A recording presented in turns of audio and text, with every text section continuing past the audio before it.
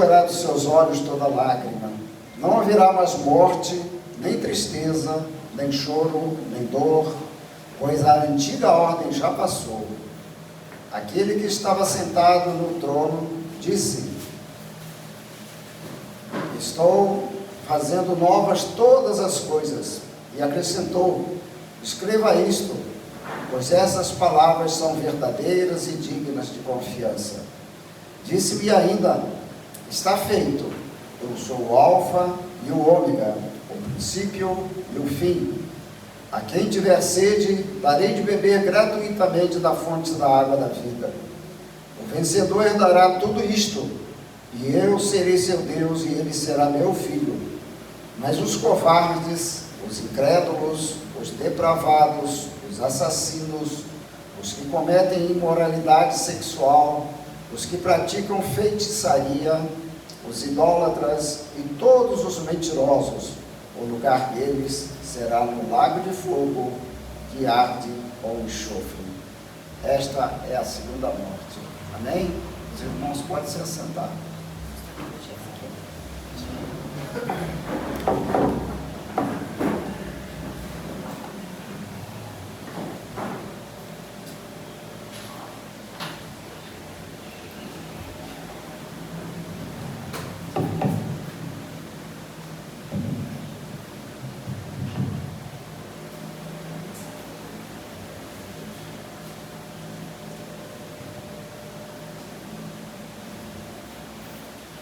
Está gravando?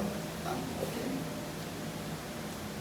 Então, esta mensagem, eu gosto de ler o livro de Apocalipse. Ele é uma revelação das coisas lindas, que estão, as lindas e maravilhosas que estão para nos acontecer, e das quais nós podemos, nós vamos usufruir, Então eu gosto muito de ler o livro de Apocalipse, por isso, que é uma revelação de Deus para nos consolar, desse sofrimento que nós estamos passando aqui nessa terra, nesta vida terrena, nessa vida provisória, como cidadãos provisórios que nós somos dessa terra, porque nós somos cidadãos dos céus. O cristão que realmente tem a convicção de que quer morar no céu, ele é cidadão dos céus. E é dessa terra que nós temos que ter saudade, Nós temos que ter saudade dessa terra, porque será a restauração do que foi no início, Porque Deus, quando fez o homem, Ele queria que o homem vivesse bem, vivesse num paraíso, Por isso Ele criou um paraíso para o homem. Mas, infelizmente, nós fomos fracos, Adão e Eva, foram fracos, e perderam aquilo que era para eles viverem eternamente, Eles tiveram a vida provisória nessa terra, uma vida que era para ser eternamente definitiva. Mas como Deus não desiste do homem, Deus não desiste nunca, Ele reformulou o plano dele para poder a gente voltar a viver eternamente com Ele, como Ele queria desde o início, lá no paraíso, no Éden. E foi por isso que Ele não viu na terra um sequer que fosse justo para que pudesse ser esse canal, esse caminho de salvação. Ele teve que abrir mão, do seu filho, enviar ele a nascer como homem aqui na terra, para que ele pudesse atingir o objetivo dele, que era que o homem vivesse com ele eternamente. E foi por isso que Jesus veio, para que esse plano de Deus se concretizasse. Mas para isso é preciso, e a igreja precisa preparar-se, para viver eternamente com Ele. E preparar significa que a igreja, nós como cristãos, nós temos que viver diuturnamente, almejando o céu, querendo morar no céu, ansiando por estar no céu, imaginando como será o céu, como será a nossa chegada lá. Nós temos que estar... Esse tem que ser o nosso foco. Que se assim não for, a gente não chegará lá. E Jesus disse: eu sou o caminho, eu sou a verdade e sou a vida. E se ele escreveu, ele esteve aqui e ensinou aos apóstolos, né? E os apóstolos transmitiram para a igreja primitiva de como deveria ser o comportamento, como deveriam ser as atitudes, né, dos cristãos para poder chegar neste momento lá no céu, para atingir esse objetivo. Nós temos, não é de qualquer jeito que vai chegar lá, não é só fazendo, vou fazer o básico só é pouco. O apóstolo Paulo nos ensina que ele abriu mão de tudo, né? De tudo que era importante na vida dele, ele reputou por esterco, para se dedicar ao Evangelho, se dedicar a Cristo, ao ponto dele dizer, né, que já não vivo mais eu, mas Cristo vive em mim. E a igreja tem que atingir esse patamar, né, que Paulo deixou escrito, nos ensinou, sem o qual é difícil, né, agradar a Deus. A palavra de Deus diz que, né, que sem fé é impossível agradar a Deus, né?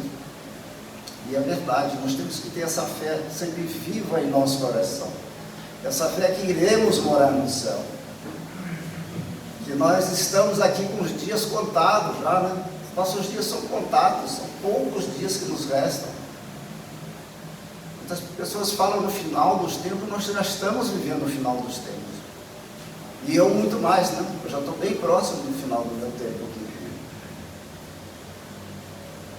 Então não vale nem a pena mais eu ficar pensando nas coisas dessa terra, ficar fazendo planos aqui, do que eu vou construir para o ano que vem, do que eu vou fazer até o final do ano, do que eu quero fazer nesse ano de 2025, do que eu vou fazer em 2026. Não tenho mais tempo para isso.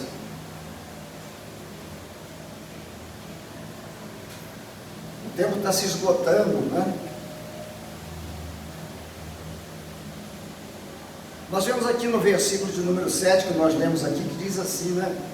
Quem vencer herdará todas as coisas, e eu serei seu Deus, e ele será meu filho.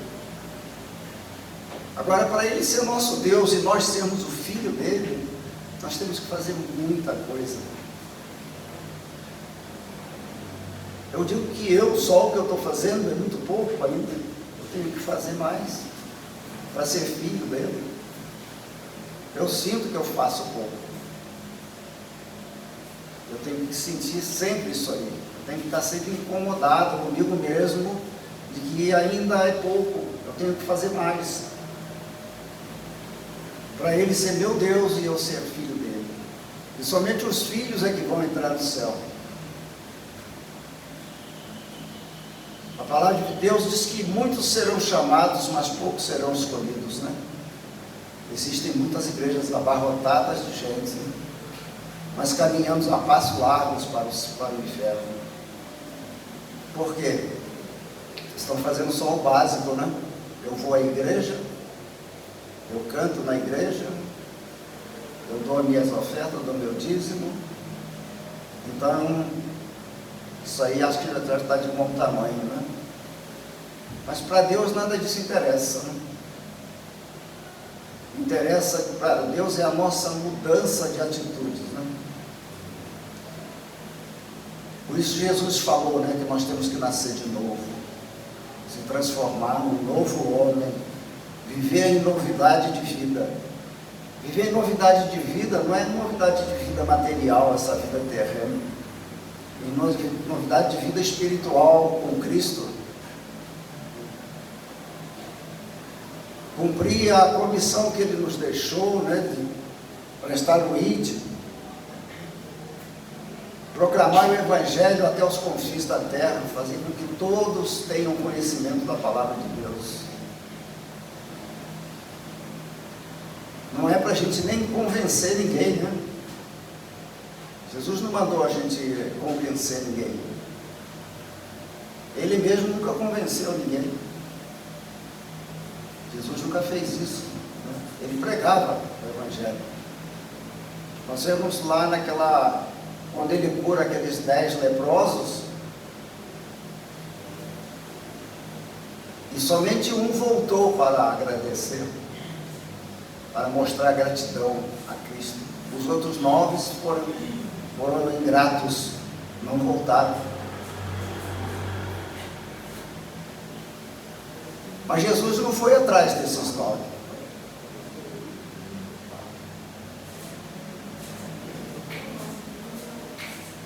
O que tinha que ser feito, Jesus fez, mostrou a eles o poder de Deus, mesmo que foi curar eles da lepra.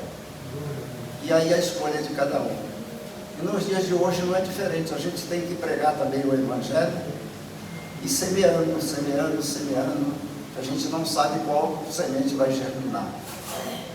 Mas o mandamento que é para a gente pregar o Evangelho, só pregar. Não é para a gente convencer ninguém. Quem convence é o Espírito Santo. O poder de convencimento está no Espírito Santo. Está com Ele. Esse poder não nos foi dado. O poder que foi nos dado foi o poder, do Espírito Santo. Como Jesus fala, Ele há de lembrar a nós do que nós devemos falar. Nós nunca vamos estar sozinhos se nós estamos com Ele. Ele nunca vai nos desamparar se nós estamos com Ele. E Ele vai estar conosco, né?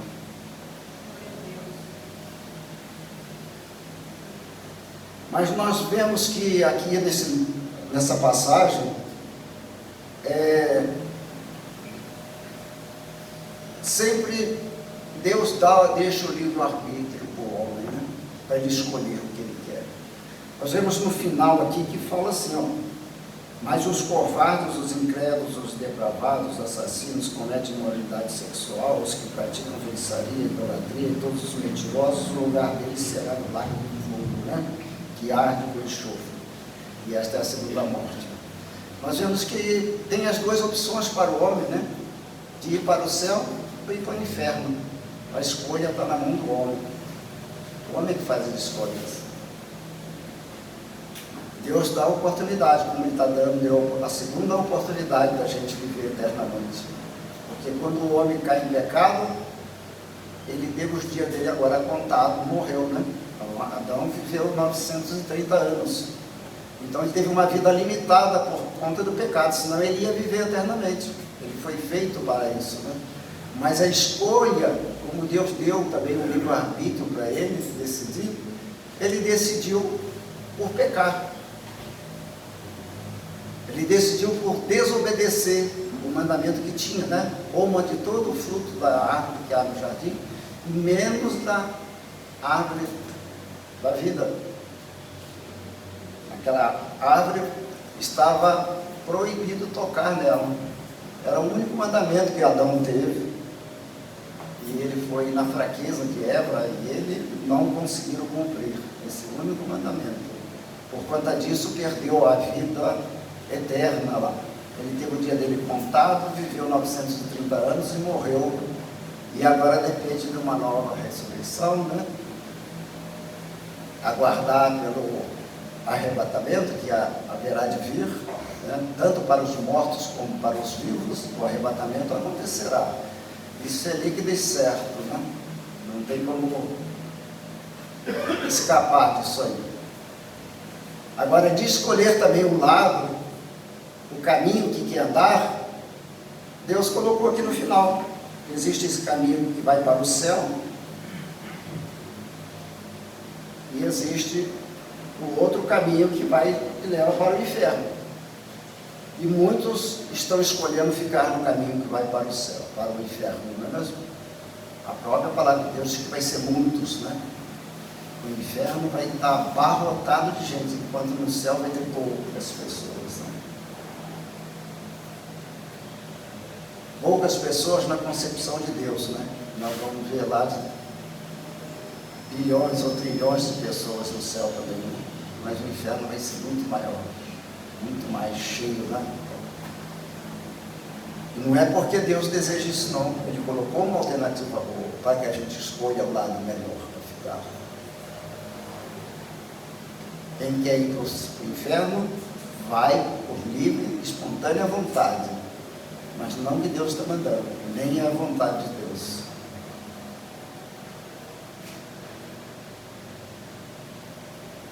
E essa promessa disso aqui, ela é verdadeira, porque ela está lá em João 14, 1.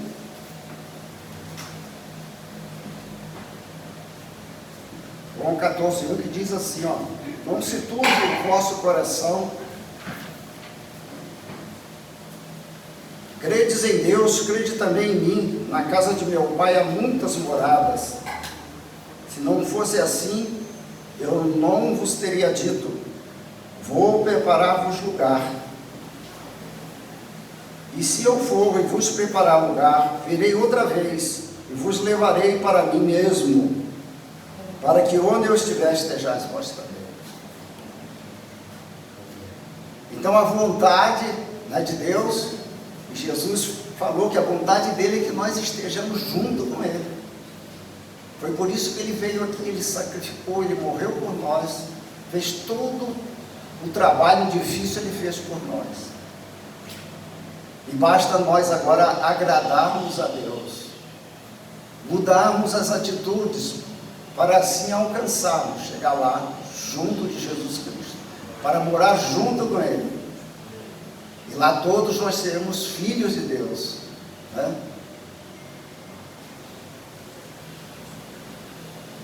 Então, esta já era a vontade de Jesus Cristo também, quando Ele veio aqui. Ele veio com esse propósito e Ele prometeu, Ele vem buscar aqueles que fizerem conforme Ele ensinou. Trilhar o caminho que Ele ensinou para os apóstolos repassassem para a igreja primitiva e chegasse até os nossos dias. É dessa forma, né? Porque a vontade de Deus é que a gente esteja junto dele, porque já foi desde o início. Nós vemos lá no Jardim do Éden, lá em Gênesis 3:8, que diz assim, olha: e ouviram a voz do Senhor Deus que passeava no jardim pela viração da tarde. E escondeu-se Adão e sua mulher da presença do Senhor Deus entre as árvores do jardim. Deus fez o homem para habitar no jardim, né? Contudo, para o homem, inclusive, administrar essa terra, para o homem governar essa terra.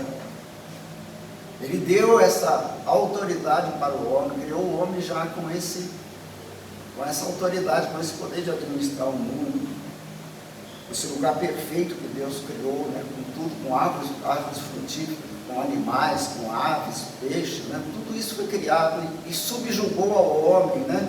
Para que o homem dominasse sobre tudo isso. E Deus diz aqui no versículo 8 que ele vinha, passeava pelo jardim na viração da tarde. Diz que Deus vinha todas as tardes conversar com Adão e Eva, conversava. E esse é o desejo de Deus, que os cristãos, né, sejam salvos e que vai morar lá com Ele, para Ele conversar com Ele, para que a gente possa adorar Ele face a face. É por isso que Deus fez o homem.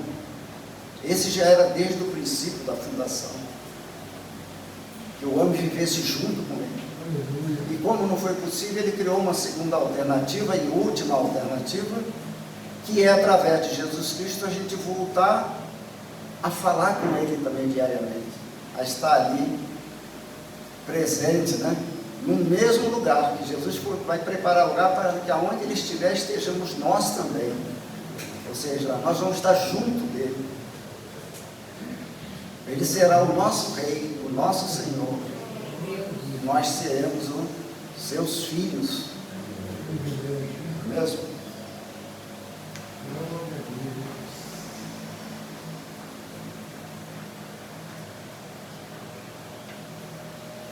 E o céu, ele é tão maravilhoso, né, que nós vemos que lá em Zacarias, né, no capítulo de número 8,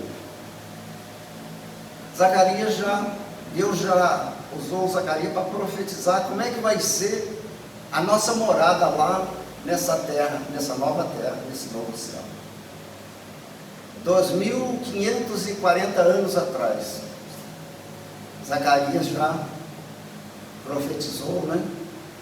Deus já mandou, já deu a visão para eles de como nós viveríamos lá nesse futuro que ainda não chegou. Olha como é que Deus é maravilhoso. Lá em Zacarias 8, no capítulo de número 3, diz assim, né? Isso é como vai ser lá, irmãos. Só para a gente ter uma noção, uma pequena noção, né? Porque tudo que está aqui revelado, a nossa imaginação não consegue dimensionar tudo isso. Não consegue. Mesmo que João escreve aqui, né, na Apocalipse, ele escreveu com um vocabulário que ele conseguiu, com o que ele viu, ele conseguiu escrever. E ele deu uma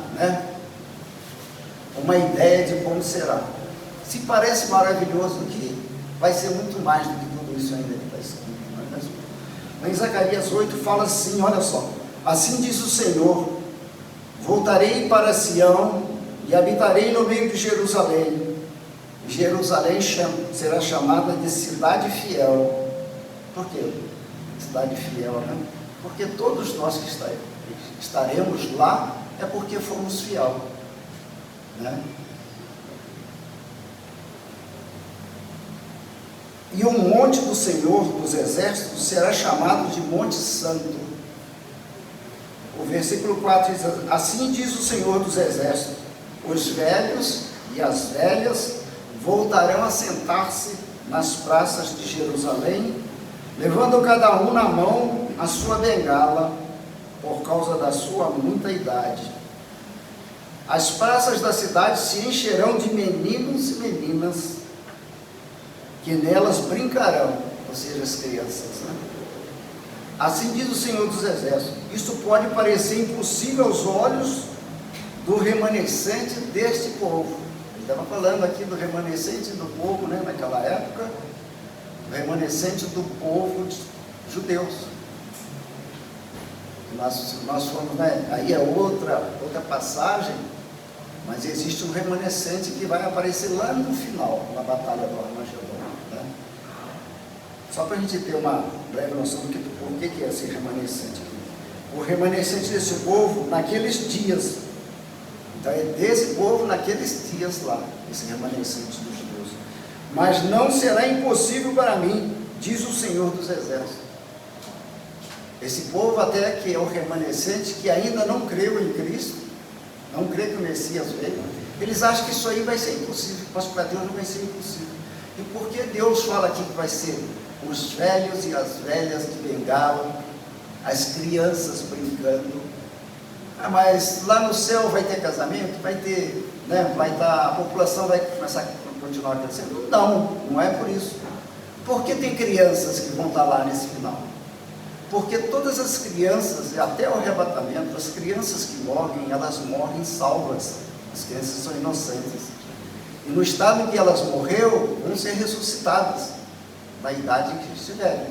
Os velhos, por que eles vão estar de bengala? Porque os que morrerem vão ser ressuscitados com aquela aparência daquela idade, daquela época.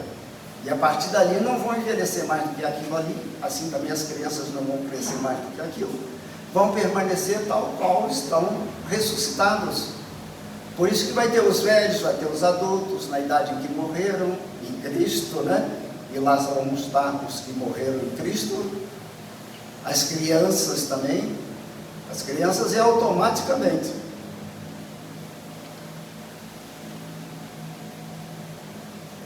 Por isso que a Bíblia diz lá assim, ó: ai das grávidas naquele dia, né?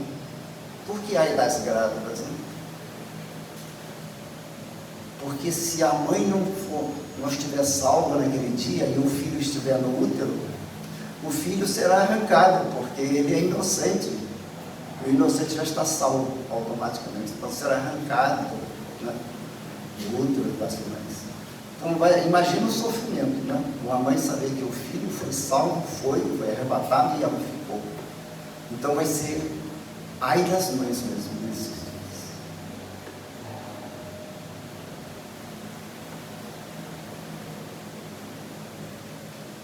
Triste para alguns, né? Maravilhoso para nós que vamos morar no céu.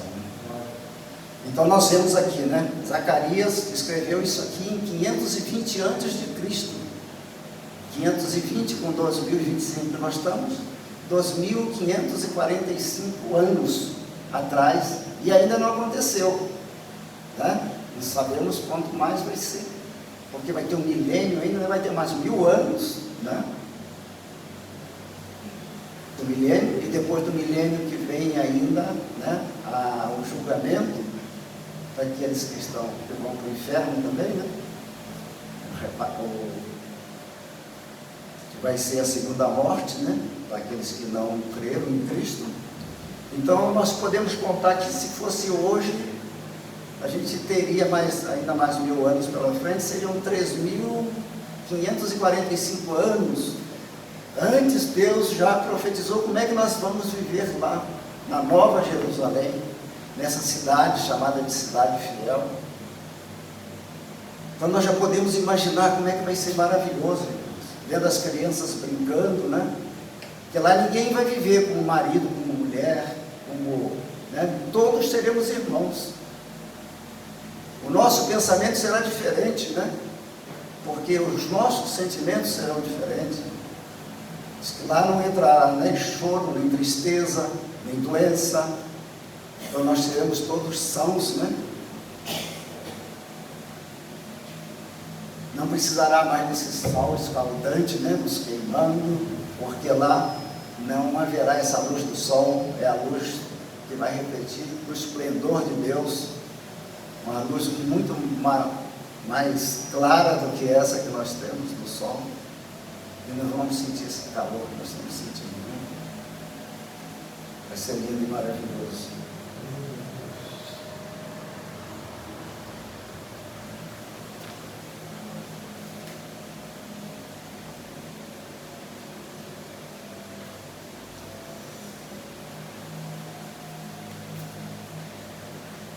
Mas para entrar no céu, né, nós temos alguns protocolos, né, para poder cumprir, para poder entrar lá.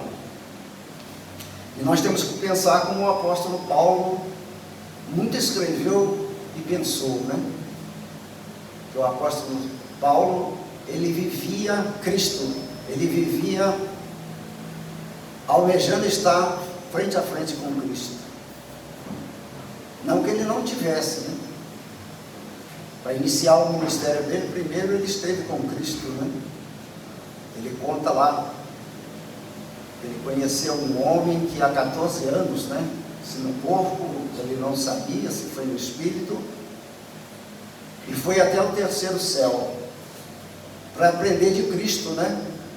Para se tornar apóstolo. Ele teve que viver com Cristo.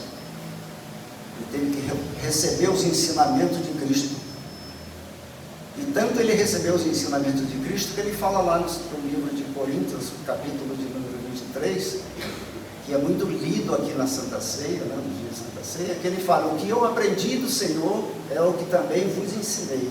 Então ele aprendeu de Cristo diretamente. Ele não aprendeu dos apóstolos que viviam com ele na época. Ele, para ser intitulado apóstolo, porque apóstolo tem o título de apóstolo, embora muitos hoje estão usando, né, indevidamente, apóstolos foi só os 12, né, aqueles que andaram com Cristo e aprenderam de Cristo. Então, como Paulo não tinha andado com Cristo, e para ele assumir, né, o apostolado, Cristo, como Deus, como ele é justo, ele arrebatou Paulo para Paulo receber todo o ensinamento direto com Cristo. para depois ele assumir o ministério dele. Então, por isso que Paulo fala que o que ele ensina, ele aprendeu com Cristo. Ele não aprendeu com nenhum dos apóstolos. Mas o que ele aprendeu, os outros apóstolos aprenderam também. O que ele prega, o que ele escreve tudo em consonância com o que os outros escreveram também. Não tem nada contraditório. O Evangelho, ele se complementa uma carta com outra, né? A Bíblia toda, ela se explica por si mesma. Tanto é que a gente está lendo lá em Apocalipse, no final, eu voltei lá em Zacarias, dos profetas, para poder explicar, né, como é que vai ser lá, como é que nós vamos viver lá. Olha como é que a Bíblia é maravilhosa, como é que ela se explica, né? Não precisa a gente estar inventando, a gente está viajando na maionese, explicando coisas, como é que é. É o que a Bíblia está dizendo. Se a gente só ler o que a Bíblia explicar e pregar o que a Bíblia está falando, não falta nada. É só o Espírito Santo convencer a pessoa, ou a pessoa se convencesse de que ele está no caminho errado, né? A pessoa tem que se convencer de que também ele está no caminho errado e que ele quer fazer uma escolha diferente. Mas a Bíblia, ela é autoexplicativa. Nós não precisamos acrescentar nada de nossa vida, nossa vivência particular, para pregar o Evangelho para ninguém. É só pregar a Bíblia. Lá em Filipenses, no capítulo de número 3, versículo número 7,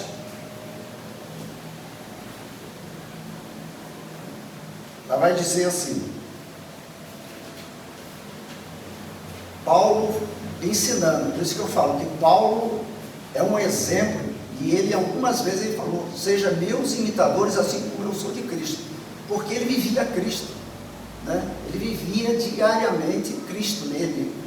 Então ele fala, seja meus imitadores assim como eu sou de Cristo. Ele tinha autoridade para falar isso, porque ele vivia realmente como Cristo. E ele ensina lá como é que nós devemos fazer para que nós não percamos a nossa vitória. Ele fala em Filipenses 3,7 e fala assim, ó, mas o que para mim era lucro, passei a considerar como perda, por causa de Cristo. No versículo 8 ele fala, mais do que isso, considero tudo como perda, ou seja, o meu passado não me interessa, o que eu era, o que eu sei fazer, né, todos os meus títulos que eu tinha, porque Paulo era um homem muito instruído, tanto na palavra como na lei, né? Era um homem poliglota, sabia falar vários idiomas, mas ele reputou tudo isso que ele sabia, toda essa experiência dele material, no corpo, aqui na terra, ele reputou como esterco, para que ele não tirasse o foco do céu, não tirasse o foco de Cristo, porque se ele começasse a se apegar no conhecimento que ele tinha, na autoridade que ele tinha autoridade para prender, para matar, para perseguir os cristãos, até isso ele tinha essa autoridade, né? Tinha carta branca para fazer isso, mas ele abandonou tudo isso, e por isso que ele fala, mais do que isso, considero tudo como perda, comparado com a suprema grandeza do conhecimento de Cristo Jesus, meu Senhor, por quem perdi todas as coisas. Ou seja, ele perdeu todas as coisas, trocou tudo que ele tinha, tudo que era maravilhoso, toda a vida financeira dele que ele tinha, muito boa, ele perdeu tudo isso por conta de Cristo. Ele viu em Cristo algo que tudo aquilo que ele tinha não podia dar para ele.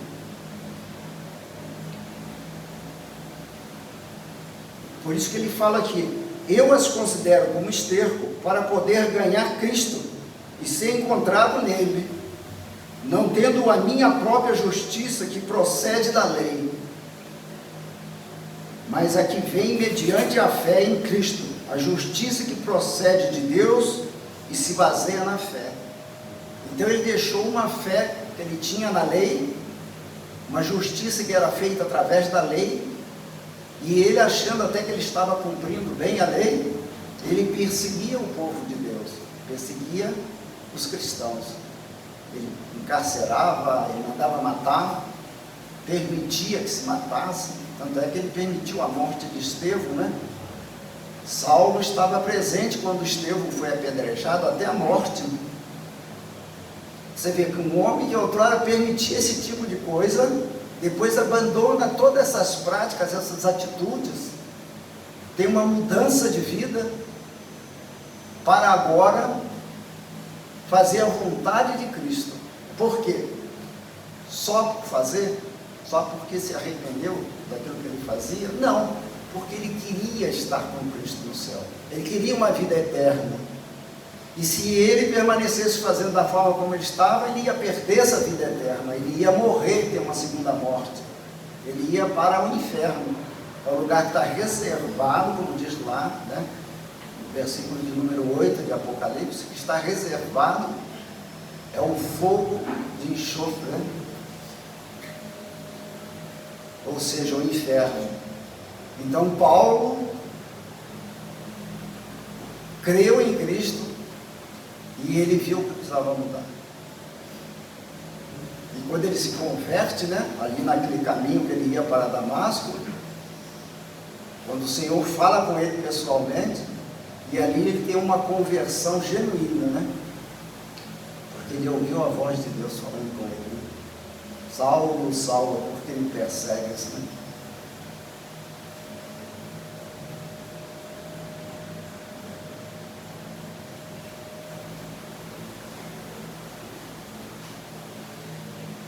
Então, nós temos que embasar no que Paulo, né, está dizendo ali, como foi o comportamento dele.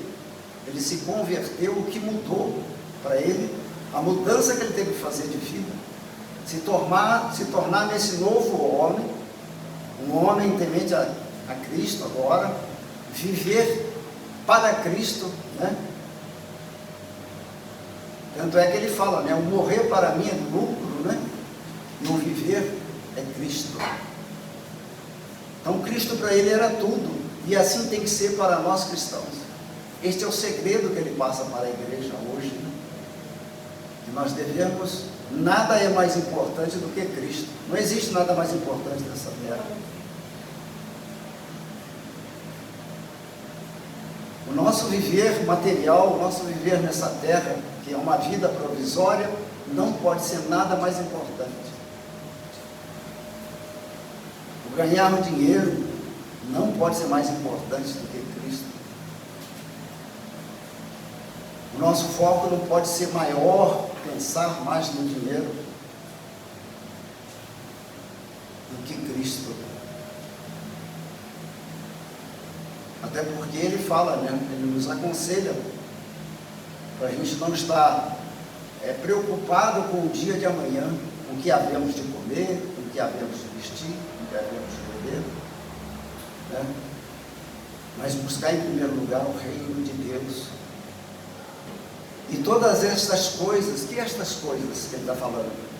Essa preocupação nossa que a gente estava tendo, do que nós vamos comer, do que vamos vestir, ele fala, essas coisas vos serão acrescentadas.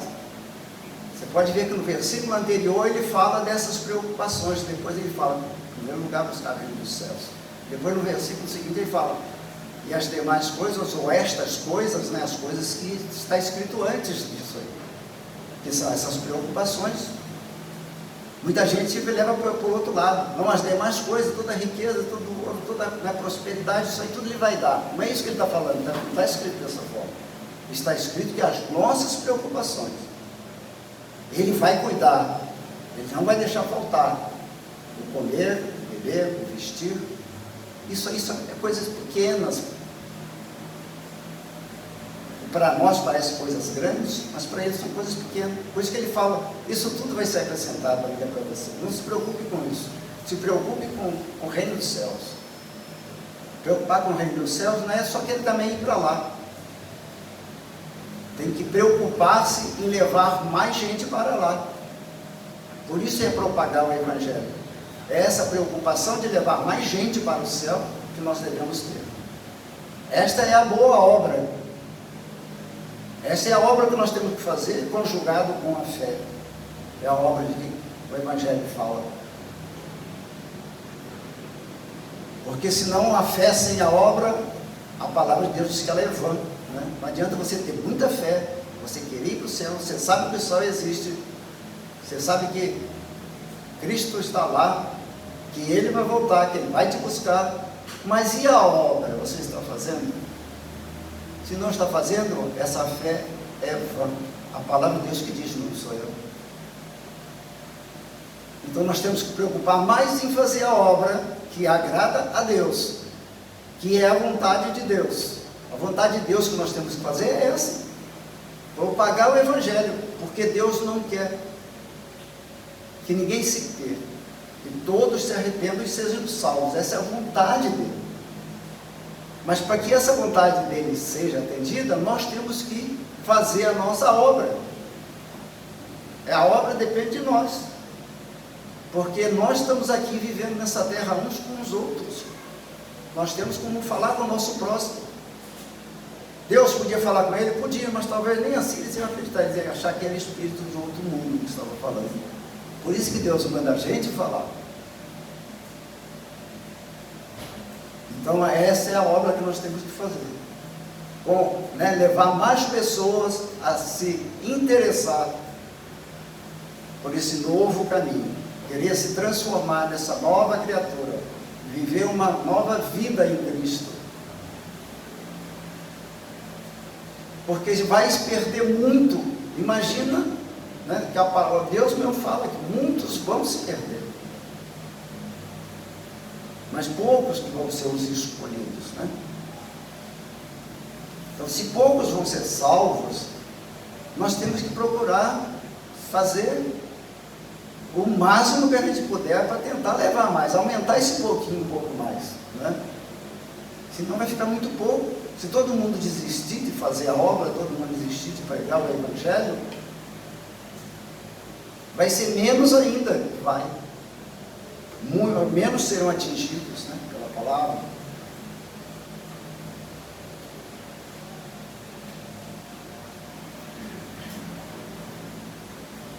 Então, enquanto nós, estamos aqui nessa terra, nós somos cidadãos daqui, nós temos que nos comportar como cidadãos aqui dessa terra, mas viver tem que ser como cidadãos dos céus. Nossas atitudes têm que ser de cidadãos dos céus, porque é para lá que nós queremos ir, é que nós devemos ansiar ir, nós devemos desejar ir para lá. Então nós temos que viver como cidadão dos céus, já desde aqui, para que sejamos aprovados, Porque se nós vivermos divididos aqui, ora pensarmos, não, agora tantos dias eu vou focar mais no meu trabalho aqui, vou focar mais no meu particular, no meu financeiro, eu vou focar nisso. Depois eu vou tirar um tempo, aí eu vou voltar a fazer a obra de Deus novamente. Aí corre o perigo, Nesse meio tempo, o diabo te agradar mais nas coisas materiais, que isso é a especialidade dele, ele tornar tudo possível para você. Que uma das especialidades do diabo é fazer você ganhar dinheiro.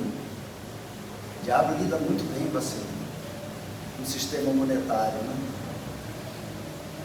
Ele tira de um, dá para o outro, enriquece de mais um, de repente ele vai lá, aquele ali não está agradando muito ele tira tudo dele, e aí cria essa situação, de insegurança nas pessoas, e aí por aí ele vai minando as pessoas.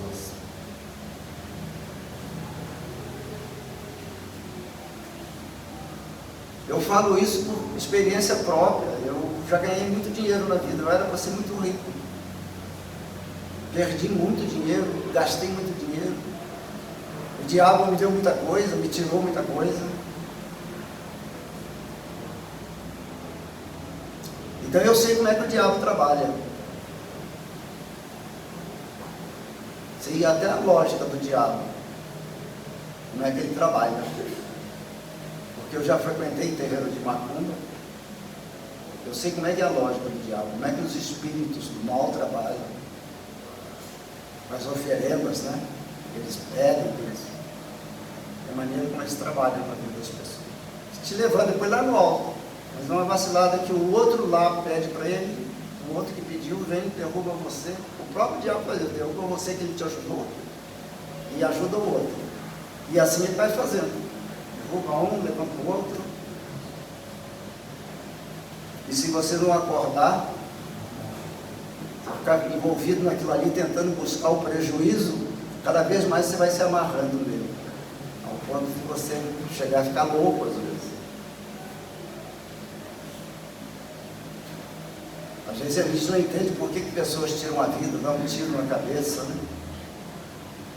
O diabo, ele faz isso aí, ele leva, chega num certo ponto, ele começa a te dominar pela cabeça, te levar você a tirar sua própria vida, para ele não perder a sua alma. Porque quanto mais cedo você morrer para ele, estando na mão dele, melhor. Porque se você vive um pouco mais, você corre o risco de se arrepender e se voltar para Cristo. E é isso que eu passei. Durante 40 anos eu fiquei afastado de Deus, né? Fiquei 40 anos afastado de Deus. Aprendi na minha infância, né, até os 14 anos de idade, vivi dentro de uma casa, né, cristã, meus pais. Depois fui viver sozinho, né? Olha só o perigo da gente querer viver sozinho, né? Querer liberdade. Eu saí com 14 anos de casa e não voltei a viver mais na dependência do meu pai, desde os 14.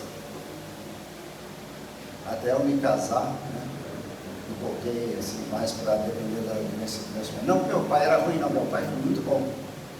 Era um amigão meu, nós éramos muito amigos. Tanto é que eu voltei depois, quando ele estava para morrer, ele falou, o dia que ele ia morrer, ele falou para mim, ó, eu estou indo, a morte já me derrotou, não tem mais o que fazer, mas volta para Cristo. Tudo que você passou, você está vivo porque eu orei muito por você. Deus te deu muitos livramentos e vai te dar muitos livramentos aí, mas volte para Deus.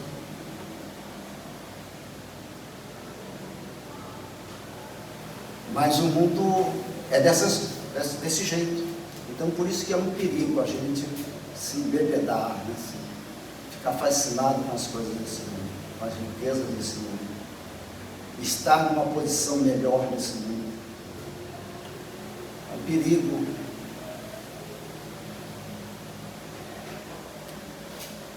Então, o alvo do cristão, né, tem que ser, do cristão verdadeiro, né, tem que ser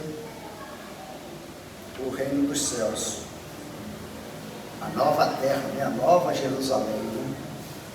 Que Jesus diz que está preparando para cada um de nós.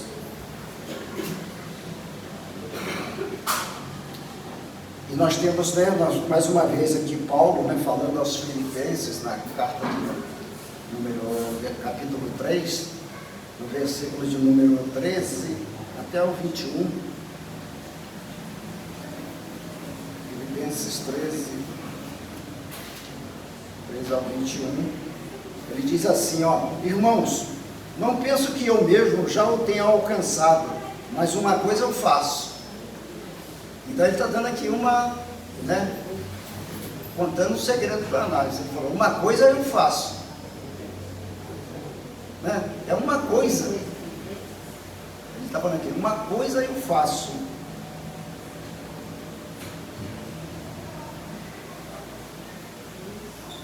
Esquecendo-me das coisas que ficaram para trás e avançando para as que estão adiante.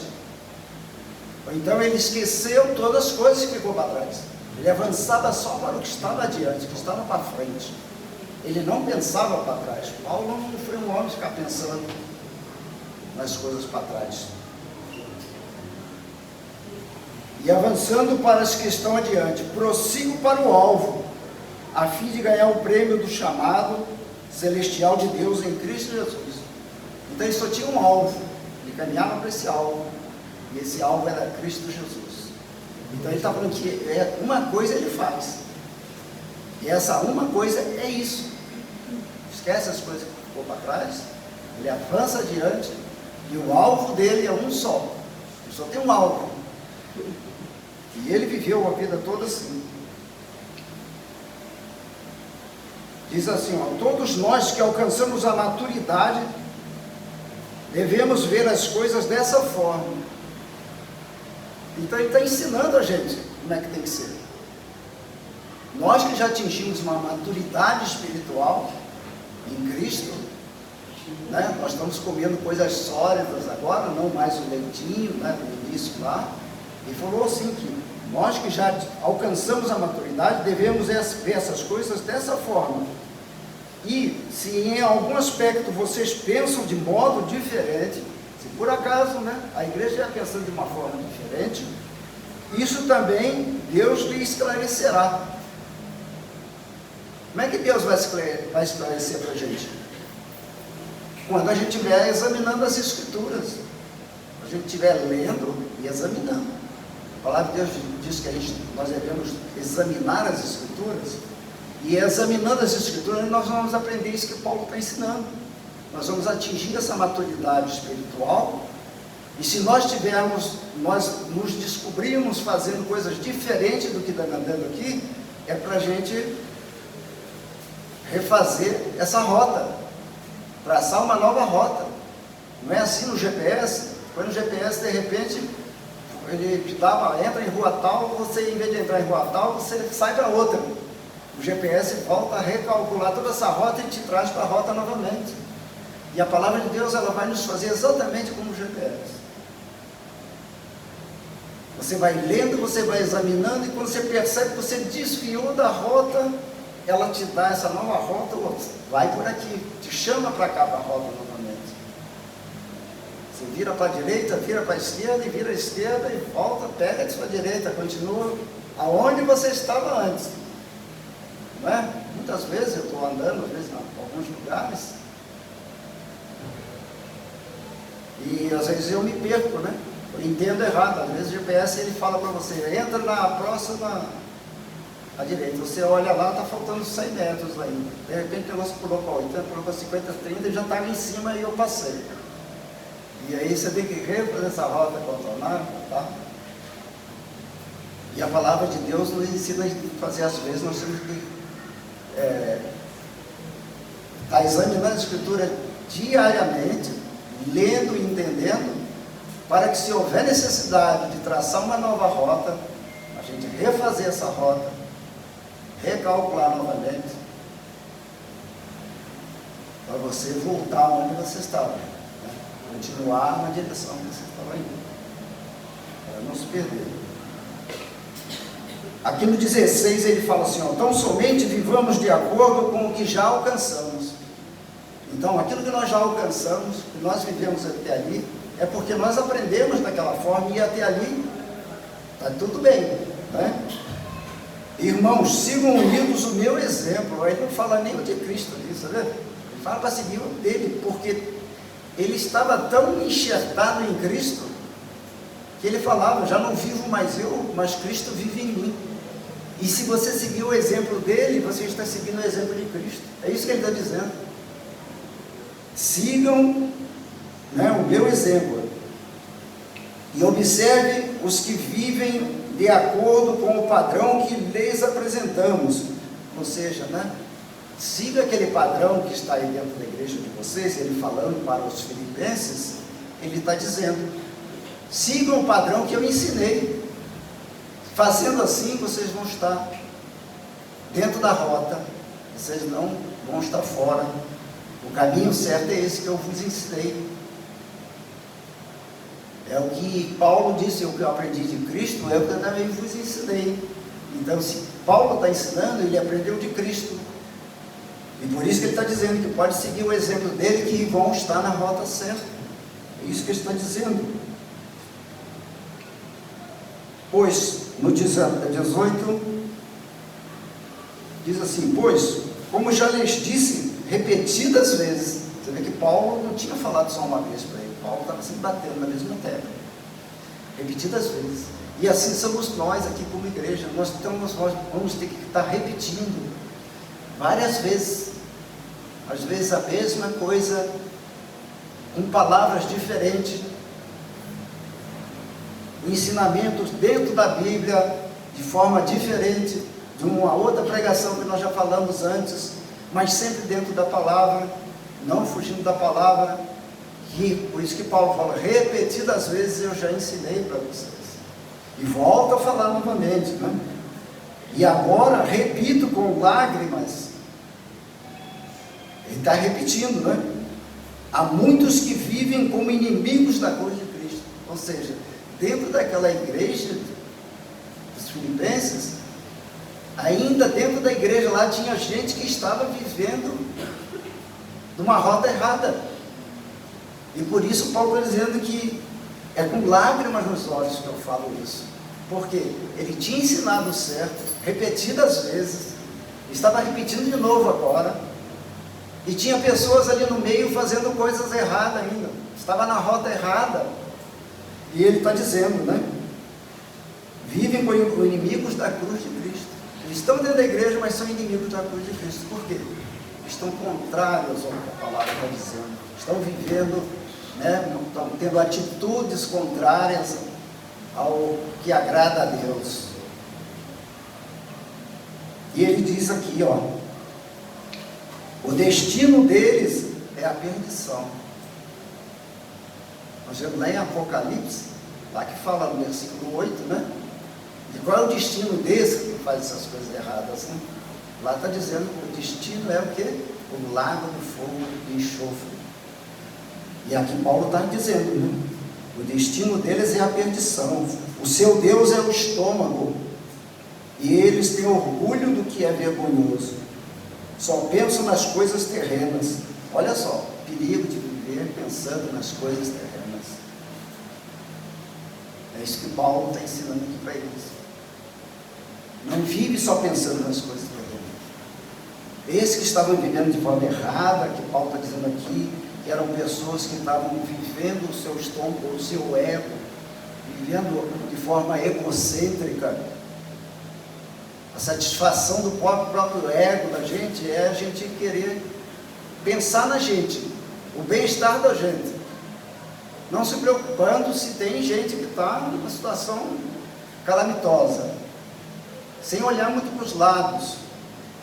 O nosso estando bom, nós estamos alegres, nós estamos maravilhosos, nós estamos comemorando, nós estamos brindando, nós estamos churrasqueando, porque nós estamos bem. Então, isso é o que Paulo está dizendo aqui. Essas pessoas que vivem o quê? O seu Deus é o estômago. E eles têm orgulho do que é vergonhoso. Só pensam nas coisas terrenas.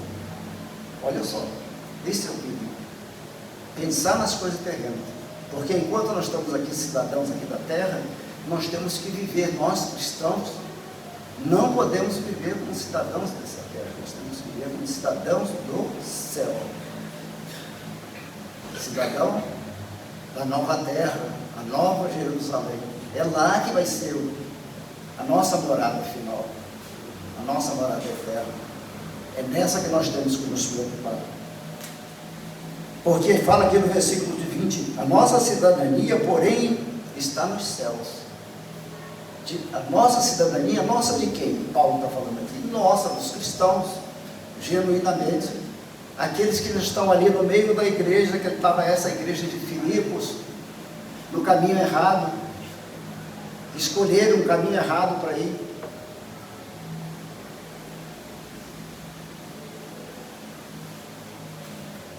A nossa cidadania, porém, está nos céus, de onde esperamos ansiosamente o Salvador, o Senhor Jesus Cristo. Pelo poder que o capacita a colocar todas as coisas debaixo do seu domínio, Ele transformará os nossos corpos humilhados, tornando-os semelhantes ao seu corpo glorioso. E é esse corpo glorioso que vai ser transformado no arrebatamento. Todos serão transformados, aqueles que estão em Cristo Jesus. É somente aqueles que estão em Cristo Jesus que terão seus corpos transformados. Os demais que não estão em Cristo não vão ter corpo transformado, porque eles vão morrer, vai ter a segunda morte. Para que transformar esse corpo? Eles só vão ressuscitar no juízo final, a prestação de contas. Mas no mais, então, nós que vivemos uma vida, pode ser que muitos acham, às vezes nós somos humilhados, né? E aqui está dizendo, né? Os nossos corpos humilhados, porque muitas vezes nós vamos passar privações.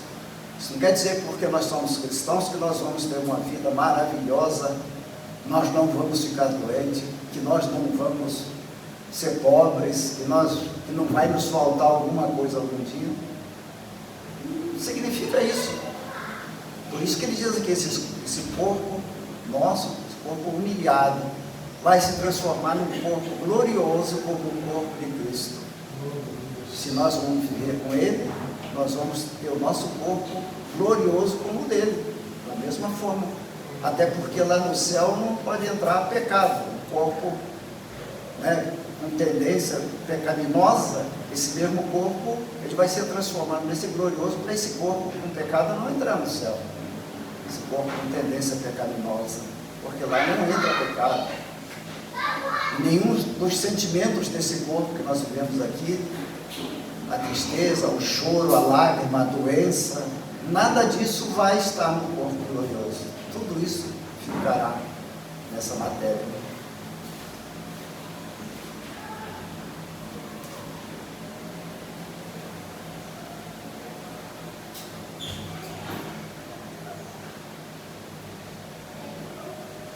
Tem uma parte que também que eu gosto muito, que aprender um pouquinho mais de Paulo, né? Não é à toa que a metade do Velho Testamento é escrita por Paulo, né? Metade dos livros, né? Os livros do Novo Testamento foi escrita por Paulo. Tem 29 cartas, né? 29 livros, 13 foram escritas por Paulo, e ainda tem uma dúvida que o livro de a carta aos Hebreus, né? Uma carta que parece muito no estilo literário de Paulo, assim, né? Seria 14, mas Paulo a gente aprende muito com ele, né? E lá em Romanos, no capítulo de número 10, Romanos 10, vou ler do 9 ao 11, diz assim, ó, se você confessar com a sua boca que Jesus é Senhor e crer em seu coração que Deus o ressuscitou dentre os mortos, será salvo. Olha só como é que é, não?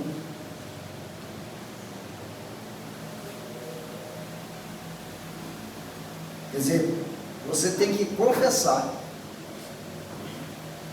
com a própria boca. Ah, mas Deus não sabe o coração de todo mundo, não sabe o que eu estou pensando. Ele sabe. Mas como Ele te deu o livre-arbítrio, para você decidir se quer falar ou não quer, você tem que declarar. Se você não declarar, você escolheu não declarar. Ah, eu não vou declarar. Então, tá bom, escolha sua. Deus vai obrigar você a declarar? Não. Ele está dizendo aqui, né? Por isso que ele fala, se você declarar com a sua boca que Jesus Cristo é o Senhor e crer em seu coração, não basta só dizer, você tem que crer no coração, que Deus o ressuscitou dentre os mortos, será salvo. 10 fala, pois com o coração se crê para a justiça, e com a boca se confessa para a salvação. Como diz a Escritura, todo o que nele crê, todo o que nele confia, jamais será envergonhado. Então, todo aquele que crer nele, fizer a vontade dele, seguir o que ele está falando, o ensinamento, não vai ser envergonhado, não vai ser decepcionado, não vai ficar frustrado, porque a palavra dele é verdadeira. no que ele escreveu, o que ele mandou escrever, o que ele mandou o profeta dizer, ele mandou João escrever em Apocalipse. Se ele que mandou escrever, é verdade, né? Acho que a palavra de Deus é a verdade. E só Jesus Cristo é o caminho e a verdade e a vida. Então só através dele nós vamos alcançar esse lar celestial eterno. Nós vamos poder viver na Nova Jerusalém.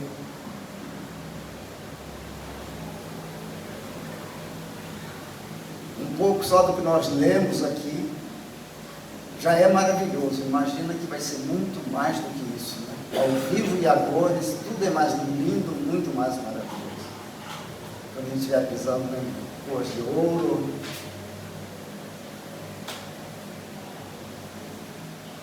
você vê aquele rio maravilhoso, lá no rio da água da vida, onde que vai ter as árvores da vida, uma de cada lado do rio, e essa árvore vai frutificar 12 vezes ao ano, para que a gente tenha alimento, comer depois.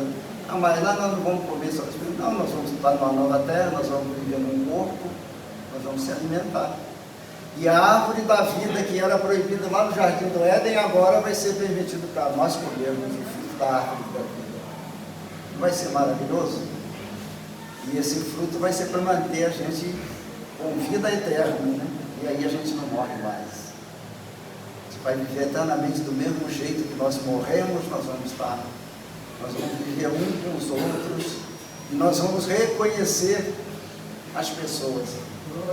Porque cada um vai ter o seu nome na testa. Você vai encontrar com fulano, vai estar o nome.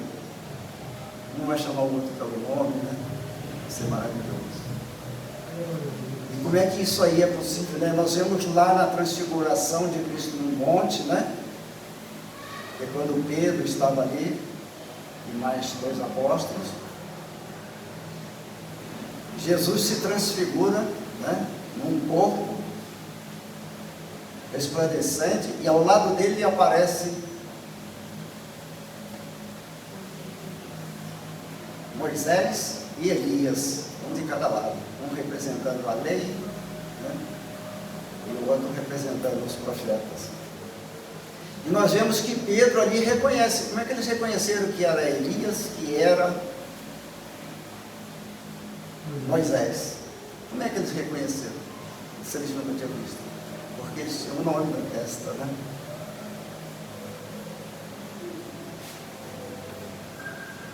Vai ser maravilhoso, irmãos. Nós não podemos nos descuidar com as maravilhas dessa terra, porque aqui tem muita coisa maravilhosa, né? O pecado é muito gostoso, né? O pecado é a coisa mais gostosa que existe nessa terra. Então nós temos que tomar cuidado para a gente não se viciar nessas coisas boas daqui dessa terra. Porque o vício lá diz que, né,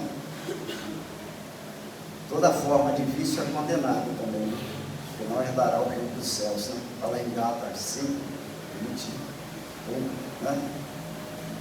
De toda forma de vício, quem pratica tais coisas não herdará o reino dos céus.